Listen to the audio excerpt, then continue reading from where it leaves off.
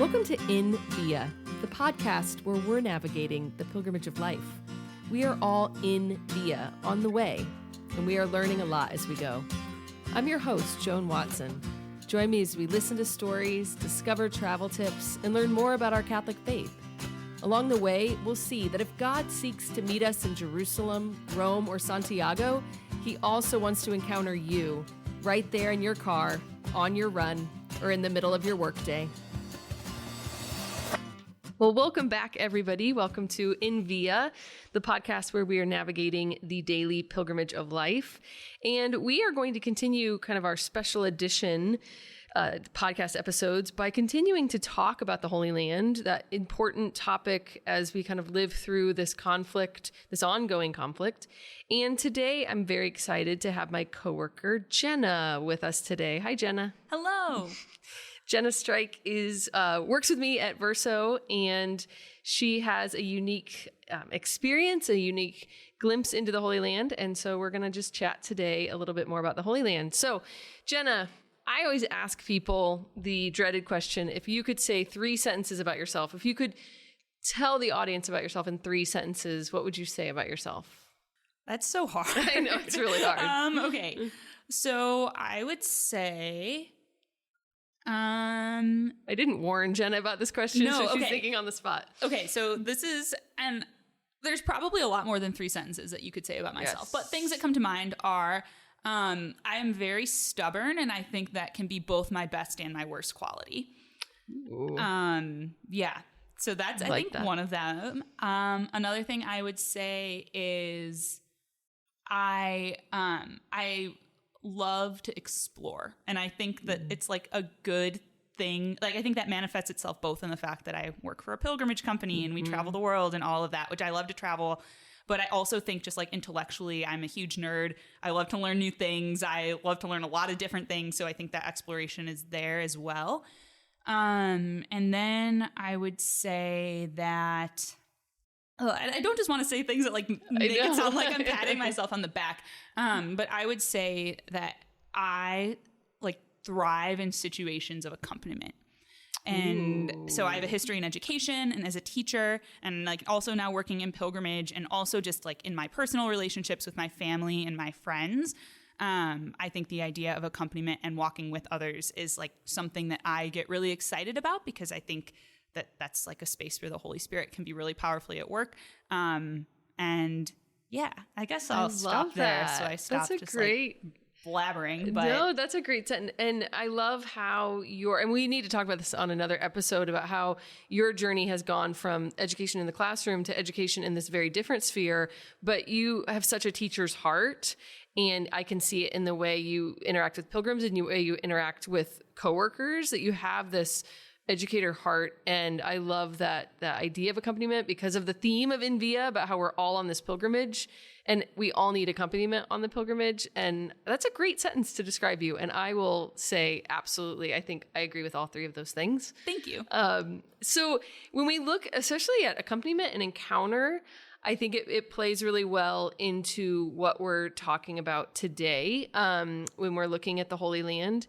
And tell us a little bit about your experience in the Holy Land because you help, plan trips and pilgrimages now, but your experience with the Holy Land started a little differently than the typical pilgrim experience. Yeah. So my first exposure to being in the Holy Land was I had the amazing opportunity to study abroad in Jerusalem as a junior in college.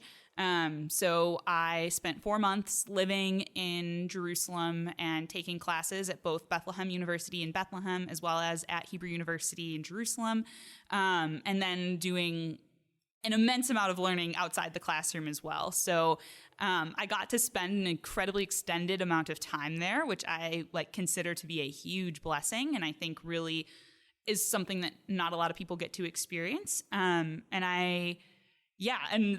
I'm really excited and grateful that I have the opportunity to kind of share that. And then that was kind of the inspiration, or one of the many things that kind of led me to working in pilgrimage, is because the time I spent living there was so impactful for me. And I think it's a way, what I do now is a way to kind of share that and kind of bring others to that space as well.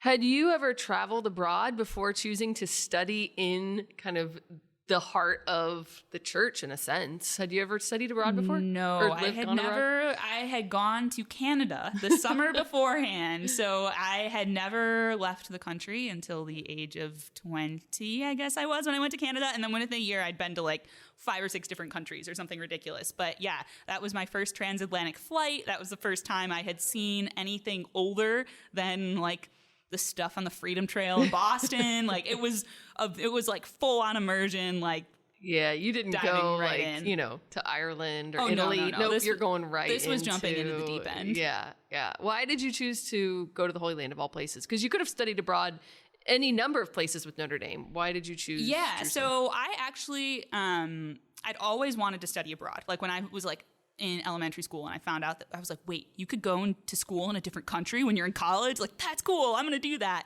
And then I had a lot of older cousins who studied abroad in Spain. And so I was going to go to Spain. I was going to go and study abroad in Madrid, and I was going to do all of this stuff. And I like would see all their pictures and all of that. And I was like, yeah, that'd be so cool.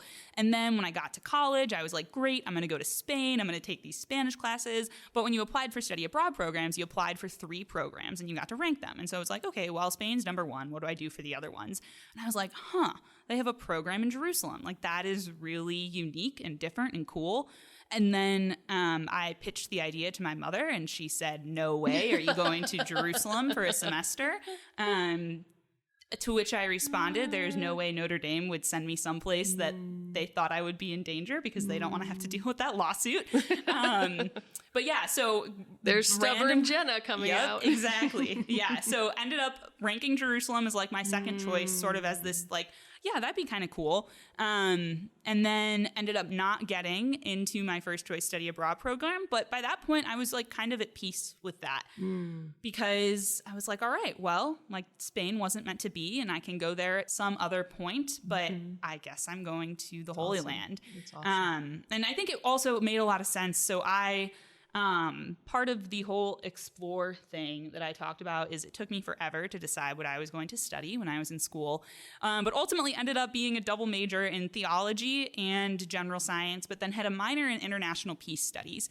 And so if you're looking for a place where theology and peace, or lack thereof, kind of come together, there really is no better place than Jerusalem. And so that's kind of how it all worked out. And I got on a plane to Tel Aviv, and yeah. It's amazing. You know, I think we can all think of, and when I was talking to John Paul, we kind of said the same thing. We can all think of the amazing parts of living there and getting to, you know, go to the Holy Sepulchre anytime you want to, and being very close to Bethlehem and being able to go there. But what was maybe the most surprising thing that was a perk of living there that maybe you hadn't foreseen? Yeah, that's a really good question. And I think, and John Paul kind of talked about this too, like it's one thing to hear about the Holy Land and to hear about how it's this place where all of these people and all of these religions all come together. But I think there are so many layers to what makes the Holy Land the Holy Land. When you're talking about the people who live there, when you're talking about the theology, the history, the architecture, the archaeology, the culture, the food, the music, it's all just so layered on top of each other and mixed and combined. And living in the midst of that was at sometimes really hard, but so many other times was so beautiful. And I think coming from like just having grown up in the suburbs of Chicago and having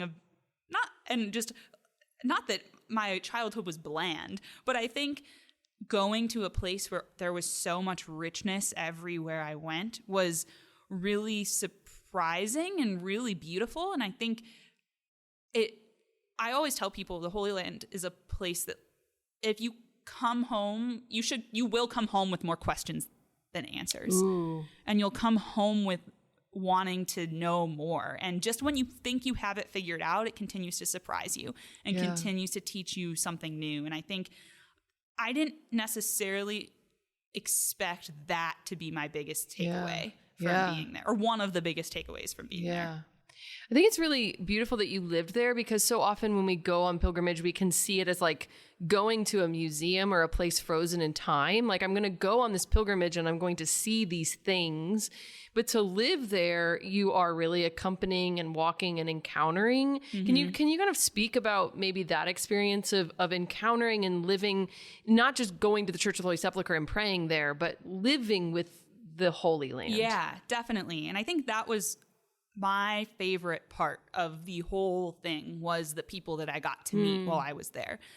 The people that call the Holy Land home are the most generous, hospitable, welcoming, just joyful people to get to spend and live life with. Like, these were classmates and shopkeepers and people who worked at Notre Dame's campus there, and just people who brought so much life to this place. And I tell this to our pilgrims too when talking about the Holy Land, that the Holy Land, if you approach it as an archaeology tour of sites from the Bible, you're going to see some cool stuff, right? Like, you're going to go and see some old, like, Capernaum, and see the synagogue, and you're going to go to the Holy Sepulchre, and you're going to see the layers of the walls of the old city.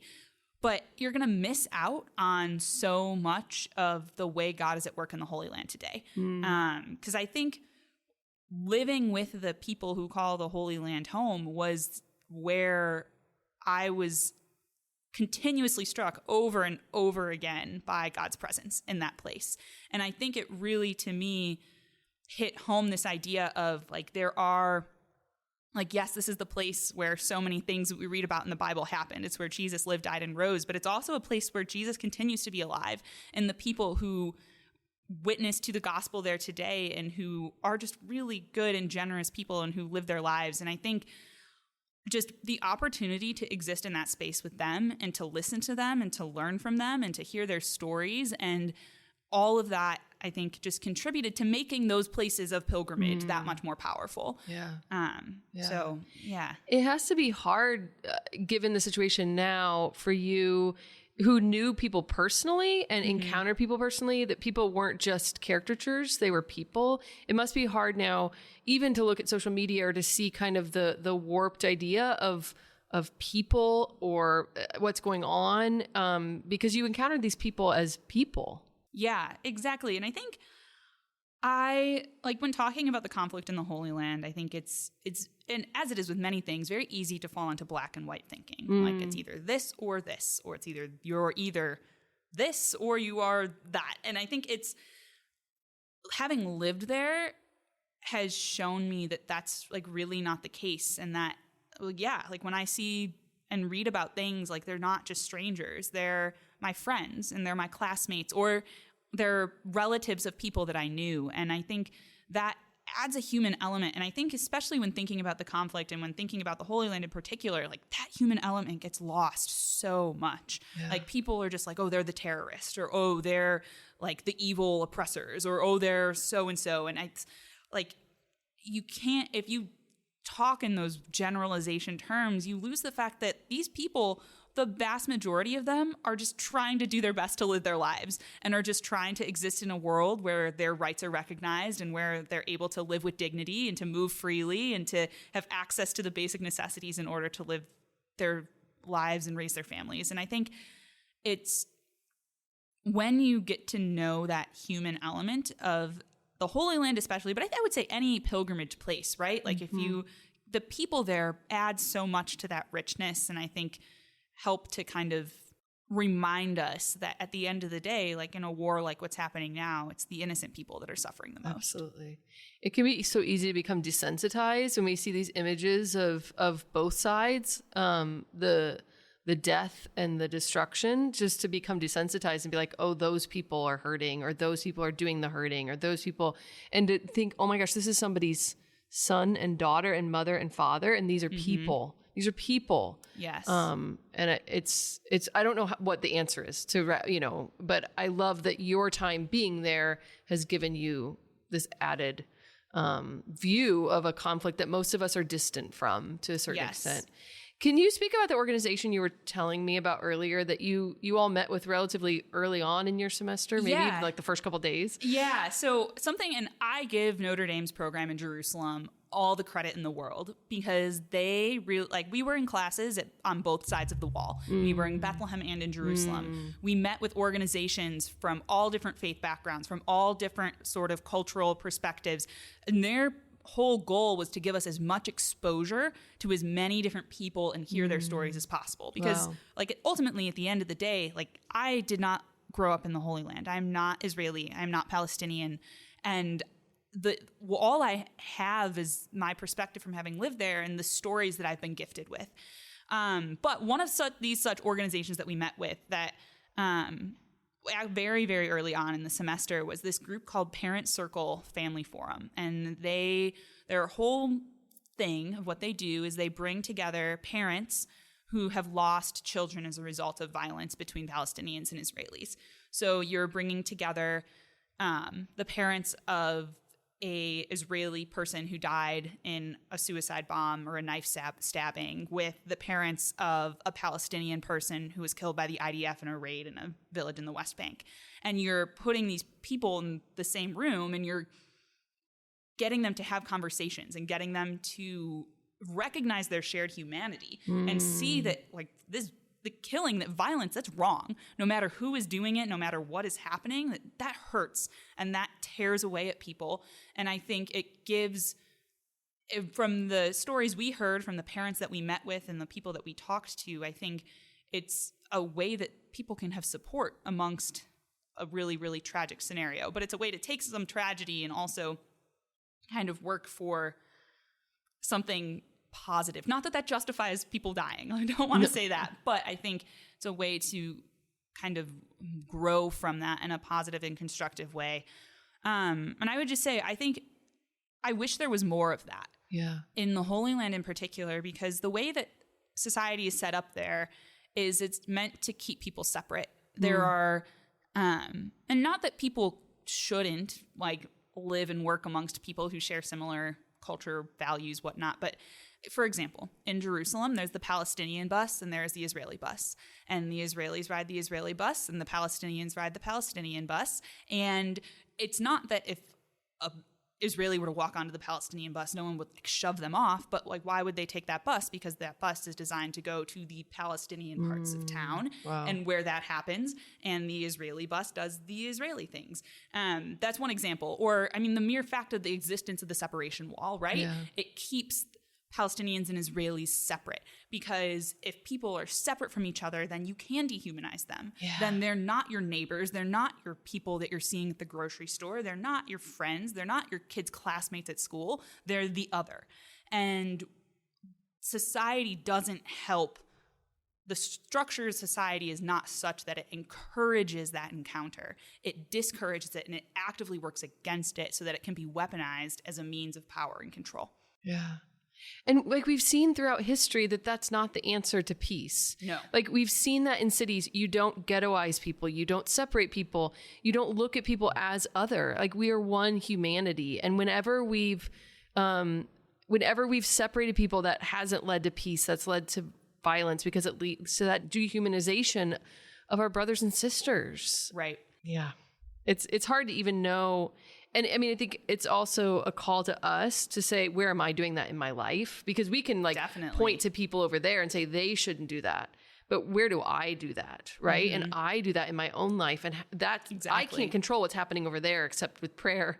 What am I doing here to not do that in my own life? Yeah, exactly.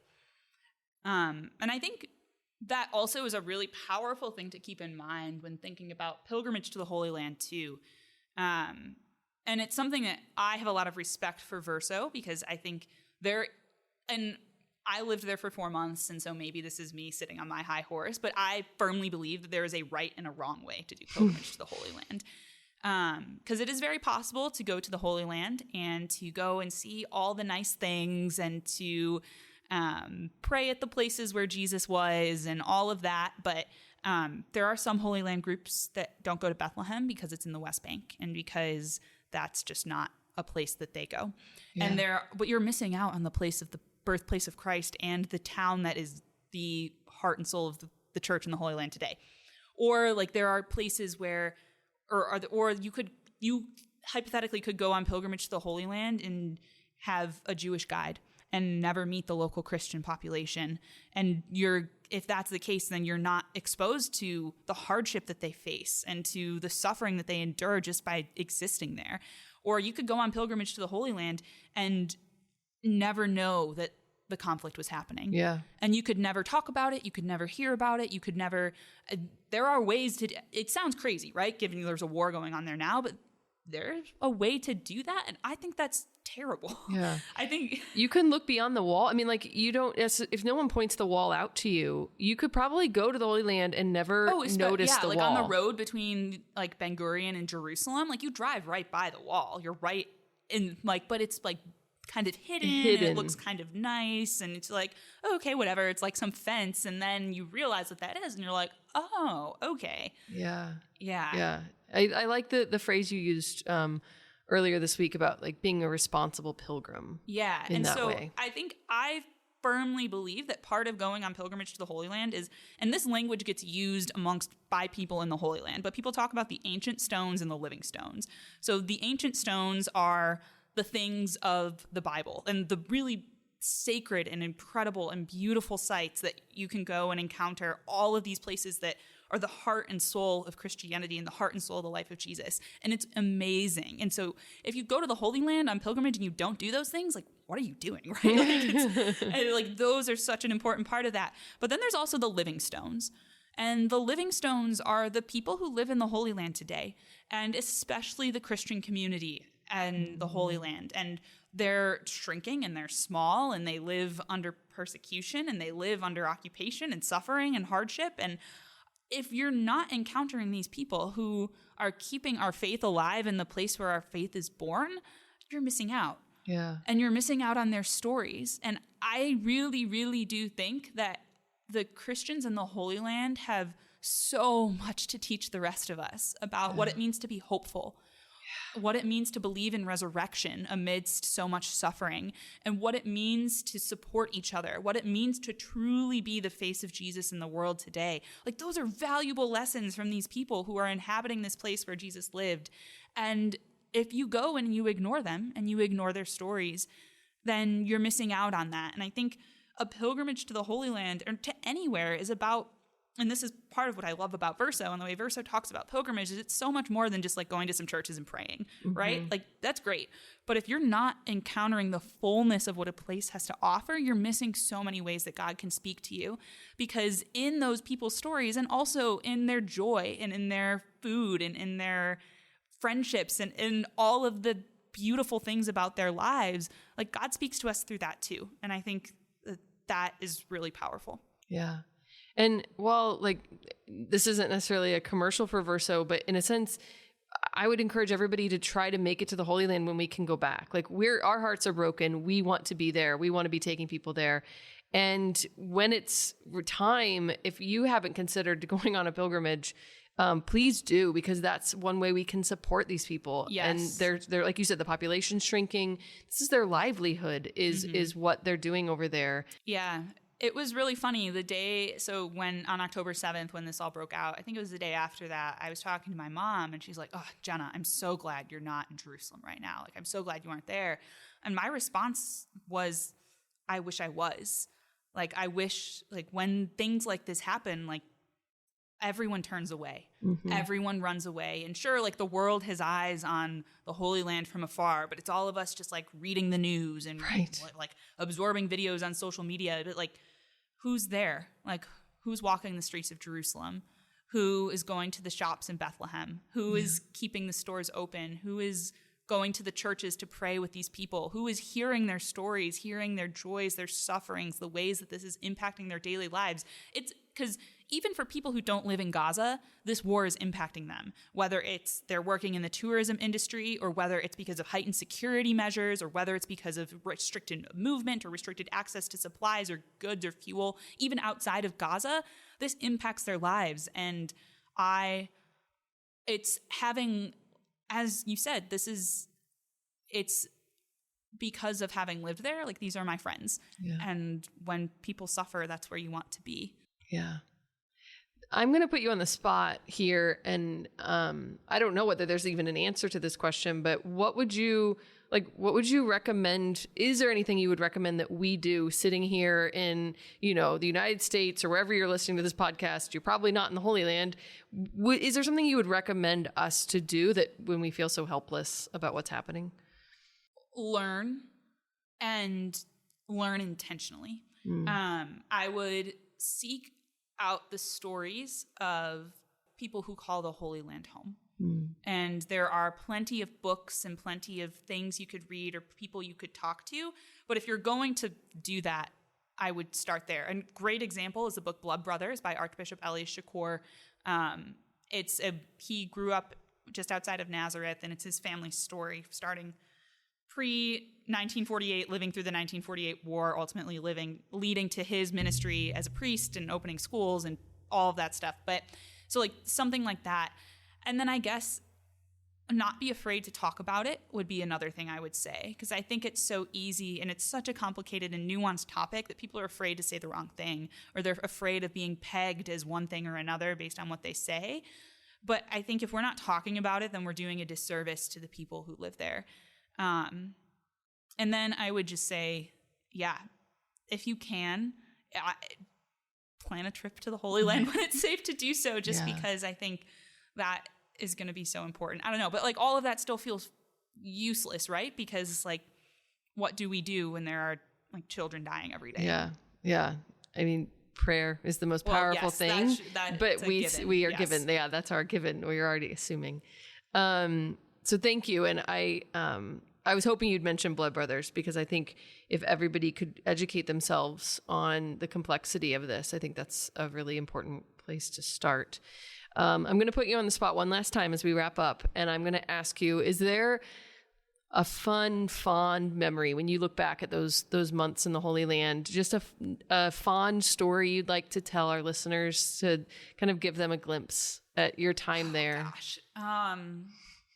There's so many things I can say, but I think this is just a great example of like the type of people that call the Holy Land home. So when we first got there, the first day we went into Bethlehem as a group, and we were with our program leaders or whatever. Our program director took us to this little shop on it's in between the Church of the Nativity and the Milk Grotto Church in Bethlehem, and he introduced us to his friend Jack, and Jack owns a store in Bethlehem, and he said, if you're in Bethlehem and you ever need anything, come to Jack.